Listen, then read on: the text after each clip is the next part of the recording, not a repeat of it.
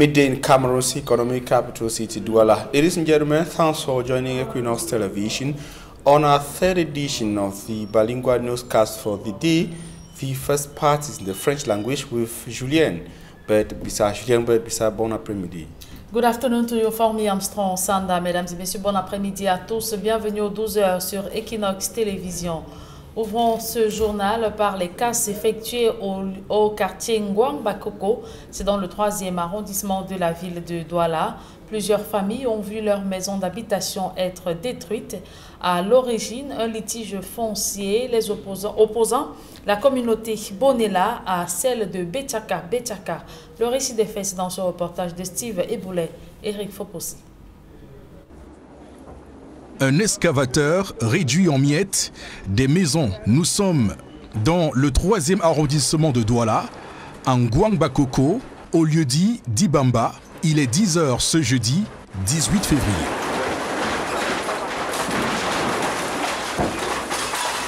Ici, cet homme transporte difficilement 2 valises, d'autres se battent comme ils peuvent pour sauver leurs effets. Une escouade de policiers armés de matraques et transportant des caisses de gaz lacrymogène veille au grain devant des populations déboussolées. Mais voici de 10 ans dans le quartier, formé mais non intégré, mais caché dans une petite quartier d'Ibamba. Ça fait 10 ans. Je ne connais pas là où je vais dormir aujourd'hui. Ils arrivent un matin comme ça, ils commencent à casser, ils ne vous disent rien, ils ne vous disent pas que c'est pour tel ou tel but. Subitement les engins arrivent, la casse commence, ceux qui veulent un peu lever la tête sont bousculés, fouettés. On a même agressé un enfant là, je ne sais pas trop pour quelle raison. Je ne suis pas dans Bichaka, mais ils m'ont cassé. Je suis dans la communauté Bonela. Il s'agit en effet de litiges fonciers qui opposent les communautés Bonela et Betchaka. On dit que c'est les Betchaka qui sont en train de casser comme vous voyez là. Et ils disent qu'ils sont en train de sortir la route. Je ne sais surtout quelle route ils sont en train de casser. Mais quand ils finissent de casser, ils finissent de casser là où ils disaient que ça les appartient. Ils veulent maintenant, moi j'appartiens à la communauté Bonelang. Qu'est-ce qu'il y a qui viennent encore casser chez la Bonelang? Portée devant le tribunal de première instance de Ndokoti, l'affaire qui devait passer le 12 février a été renvoyée le 26 mars prochain, d'où l'incompréhension. À chaque moment, nous sommes dans la justice. Même si nous voulons présenter les documents de la justice, les gens nous empêchent. Et la fois dernière, nous sommes partis à la justice. On nous a entendus, on a renvoyé que le 26. La population s'étonne aujourd'hui qu'il y a casse. En Ngouang-Bakoko, la détresse est totale. Une quinzaine de maisons détruites, une cinquantaine de personnes sans abri, de petits-enfants d'une école traumatisés. Les populations, face à ce qu'elles qualifient de mafia foncière, comptent se réunir vendredi 19 février pour exprimer leur colère. À l'heure où le Cameroun enregistre une résurgence des cas de Covid-19, l'école maternelle d'application de Bonamoussadi dans le 5e arrondissement est fermée depuis une semaine. À l'origine, 10 cas de coronavirus y ont été enregistrés chez les élèves et 9 autres chez le corps enseignant. Cependant, aucune information n'a été donnée aux parents. D'autres précisions dans ce reportage de Cédric Nding et Théo Tchungue.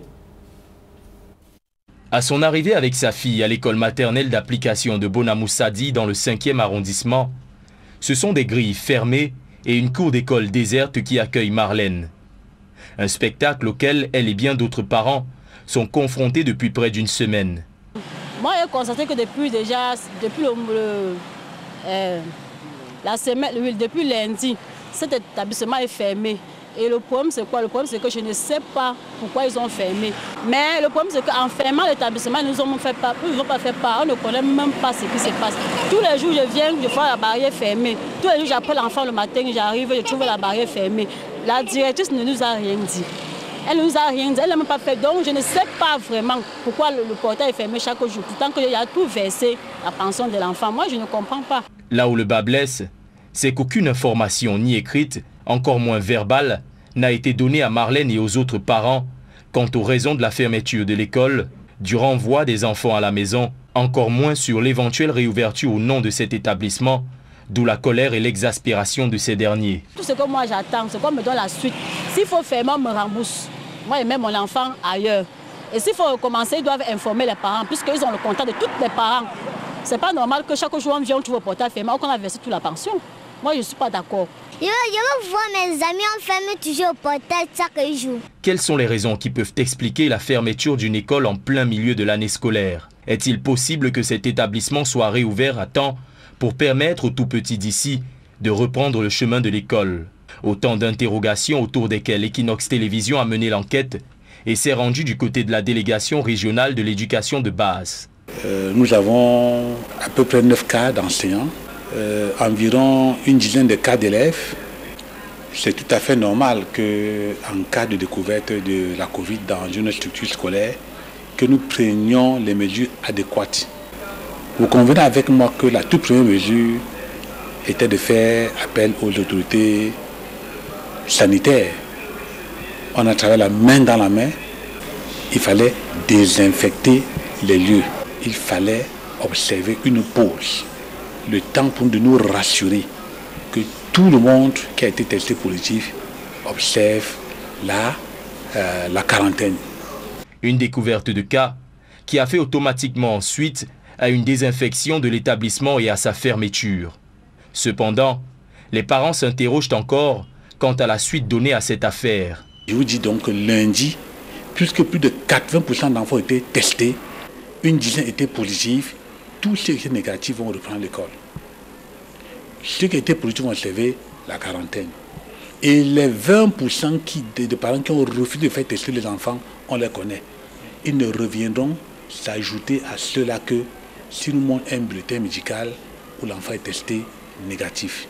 Une vague de contamination qui intervient alors qu'un relâchement des mesures barrières est observé au sein de la population et que des chiffres du ministère de la Santé publique font état d'une résurgence de la pandémie au Cameroun. Ça chauffe dans le village Ndekalen, dans le département du Mbam et Inobo. Des populations contestent le nouveau chef et accusent le sous-préfet de Ndikinimeki de torpiller la succession afin d'installer sur le trône un chef que l'autre camp juge illégitime. La cérémonie du nouveau chef traditionnel s'est faite sur fond de vives protestations. Et le chef traditionnel installé revendique pour sa part sa légitimité et retrace l'arbre généalogique de la famille royale. Je vous propose à ce sujet de suivre cette réaction de Moukala Jacques. Comme nouveau chef du village Ndekalen, les contestataires entonnent des chants. Tout le monde ne peut pas vous aimer, ce qui est sûr. Tout le monde ne peut pas vous aimer, mais qu'à cela ne tienne, nous allons tout faire pour les récupérer. Nous sommes là pour collaborer, nous sommes là pour travailler, comme je vous ai dit, ensemble, la main dans la main. Non, c'est tout à fait normal. Je ne peux pas jeter un mauvais regard sur eux. Au contraire, je vais prier le Seigneur pour tous ensemble, pour qu'il nous revienne et que nous rendions notre village plus harmonieux, plus responsable, surtout les têtes pensantes des élites extérieures et intérieures.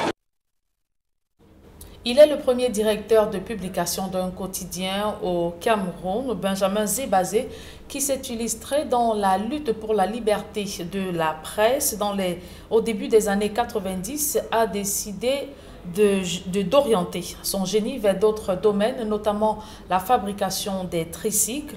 Le premier modèle financé sur fonds propres roule depuis des mois. Et Benjamin Zébazé compte étendre son projet à l'échelle industrielle. D'autres précisions dans ce reportage de Sylvestre Zangao. Le bi-hebdomadaire Ouest Littoral a certes disparu du paysage médiatique au Cameroun, mais son directeur de publication Benjamin Zébazé est bel et bien présent. Absent des plateaux de débat depuis belle lurette, nous sommes allés le trouver dans les jardins de l'une de ses résidences au quartier Bonabéry, à Douala 4e. Je suis revenu dans la presse avec le journal Ouest Littoral et j'ai été suspendu pratiquement chaque 6 mois, j'étais suspendu. Je crois qu'il faut quelquefois savoir laisser. Je crois qu'on m'a assez vu. 30 ans, c'est beaucoup. 30 ans, c'est beaucoup. Puis maintenant, quand je m'ennuie, je vais sur Facebook. Les Camerounais et moi, allez, on bagarre un peu, mais toujours dans la bonne humeur. Le directeur de publication du journal à succès Challenge Hebdo dans les années 90 se met donc désormais en marche du monde des médias et canalise son inspiration dans un autre domaine vers lequel son esprit l'a orienté. Entre-temps, je suis tombé gravement malade. Et quand je suis allé voir les médecins, ils m'ont expliqué que c'était vraiment trop avancé. Alors mes soeurs m'ont demandé qu'est-ce que je pouvais faire. Vous savez, j'ai le seul garçon dans une famille de 5 filles. Et elles m'ont demandé ce que je pouvais faire entre-temps, pour oublier un peu. Alors après avoir réfléchi, je me suis dit, allez, je vais faire quelque chose qui est très difficile. Parce que trop facile, ça ne m'aidera pas. Et je me suis dit, bon, je vais faire un tricycle, parce que je voyais que des gens vont au travail le matin ici dans des conditions horribles. 3 derrière moto, 4 derrière moto, et après, ça coûte très cher. Je me suis dit, je vais imaginer un système de transport qui permette aux gens de voyager dignement et à un prix acceptable. Et c'est pour ça que je me suis lancé dans la confection de ce tricycle que je n'ai pas inventé de toutes pièces. J'ai regardé ce qui s'est passé dans tous les pays ailleurs et j'ai essayé de faire une synthèse. Benjamin Zébazé, de la plume à la fabrication des tricycles. Pour en avoir le cœur net, nous l'avons suivi lors de l'un de ses séjours à Tchang.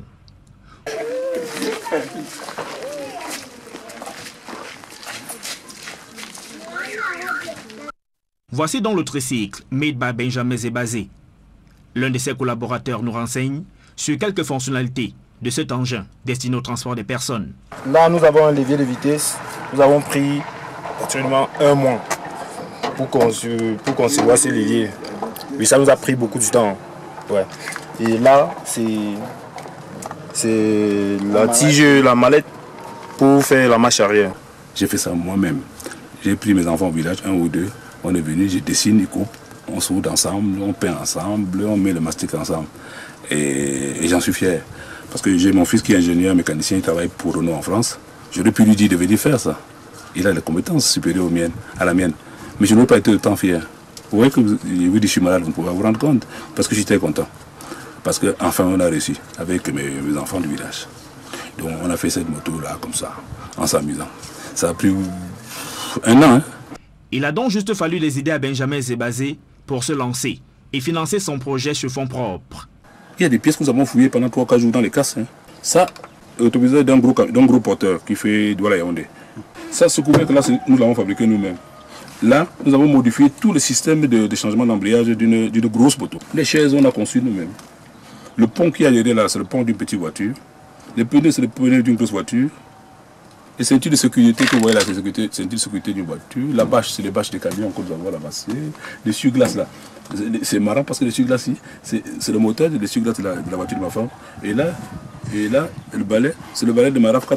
Fier de voir ce tricycle monté par lui-même, Benjamin Zébazé compte créer une usine pour en fabriquer d'autres, en espérant que des partenaires intéressés par son projet se rapprocheront de lui.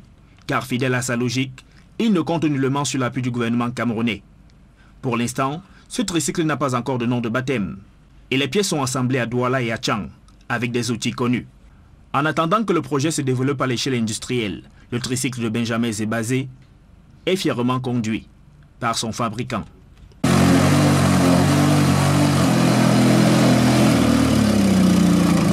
La suite de ce journal est en langue anglaise avec vous, Formi Armstrong Sanda. Good day once again.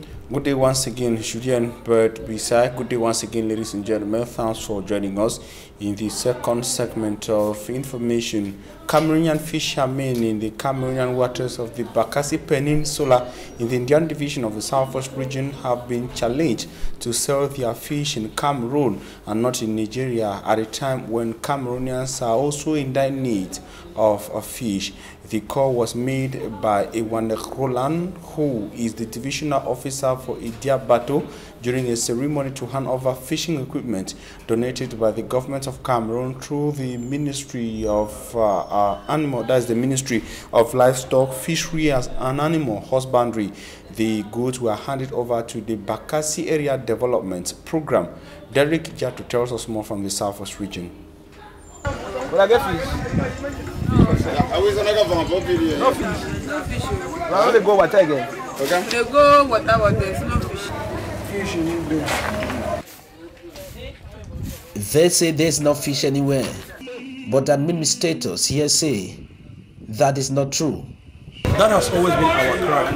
I've been telling them, let the produce, what we get from the sea, go to mainland Cameroon, not to Nigeria. This has always been the case.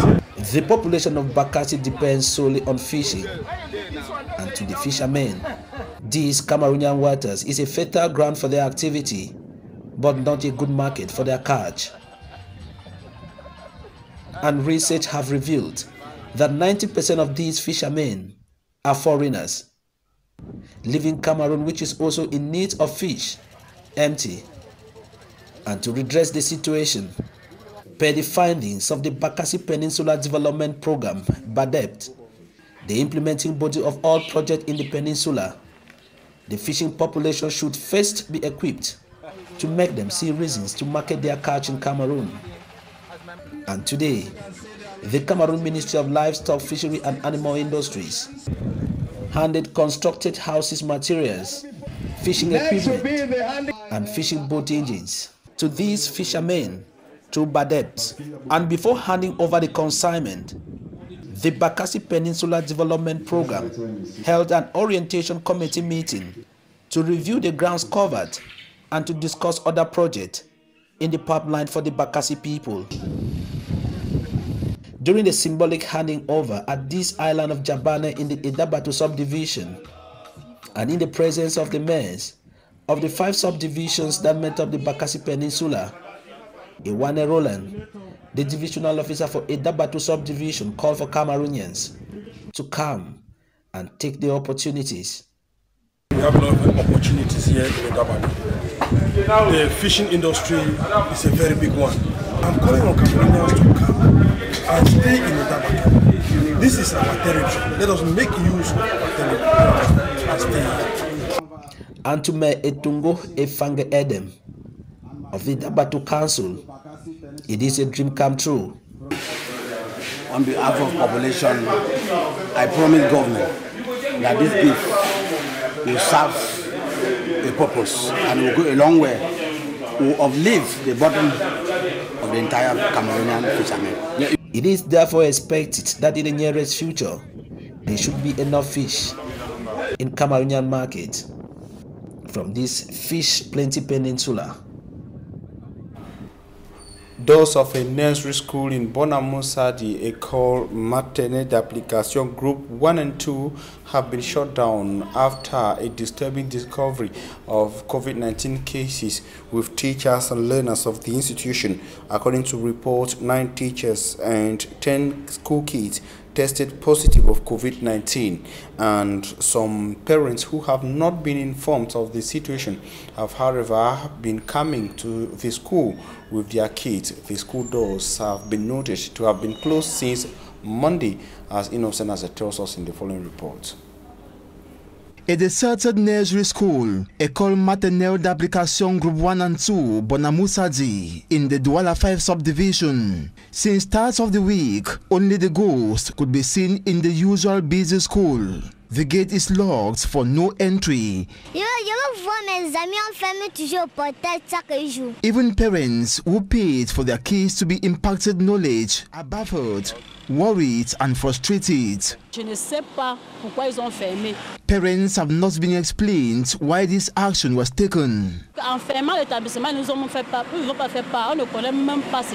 director has not told them anything.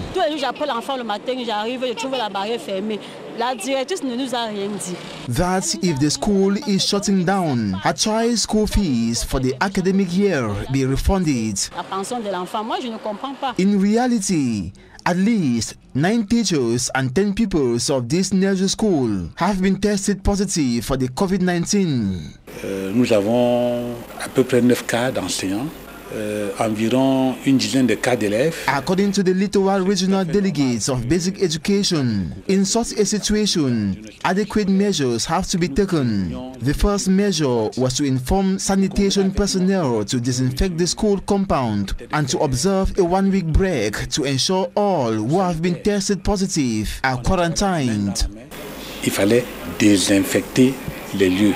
Il fallait observer une pause. The cases were detected on Monday, February 15th. After over 80% of the school tested, 10 teachers were positive. Convenez avec moi qu'il faut protéger et la communauté éducative. The regional delegate says all of those tested negative will resume school, while those tested positive will be in quarantine.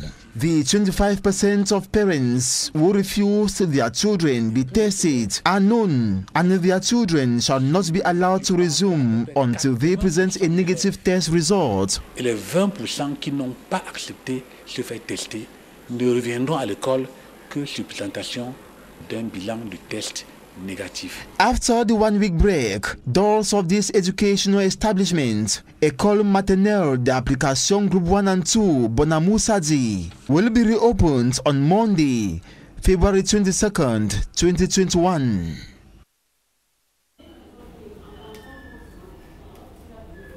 Meantime, the divisional officer from Banga, a locality in the Mungo division of the littoral region of Cameroon, has taken upon himself to multiply a sensitization against the coronavirus pandemic. The video went to the streets of Mbanga, telling inhabitants to strictly respect the anti-COVID-19 measures put in place by the government of Cameroon. Simat Njikangebe tells us more from Banga. It was an unusual outing made by the divisional officer of Mbanga in the Mungo division, Tembo Christian Nkefo, who recently took up duties. In his first outing, took road users and the population of Mbanga by surprise as he made an on-the-spot check of face mask in a move to sensitize the inhabitants of his area of jurisdiction about the importance of still maintaining the 13 barrier measures put up by government to fight against COVID-19. Washing of hands and putting on of face mask in public places, which has been abandoned by the inhabitants in Banga, was re-echoed to them again as checks on face mask and compulsory washing of hands was the order of the day. Many inhabitants of Banga praised the move of the divisional officer. It's something laudable. As an administrator, it's important that he encourages everyone to wash his or her hands and put on their face mask. The outing of Tembo Christian came at a time when the Minister of Public Health, Dr. Manauda Malashi, recently published on his Twitter handle the latest figures of infected persons in Cameroon, insisting that the 13 measures laid out by the head of state should be respected. And the Minister of Public Health in Cameroon, Dr. Manauda Malashi, says some over 2,200 cases of COVID-19 have been recorded since the outbreak of the second wave of the pandemic in Cameroon. Some over 523 persons have so far been killed by the pandemic. He consequently called on Cameroonians to continue the strict respect of anti-COVID-19 measures. Ladies and gentlemen, it is with that note that we end this midday edition of the Bilingual News on Equinox Television. We thank you for your keen attention. Julien Bedbissana will be back here on Monday at 7 a.m. God willing. Julien, see you on Monday.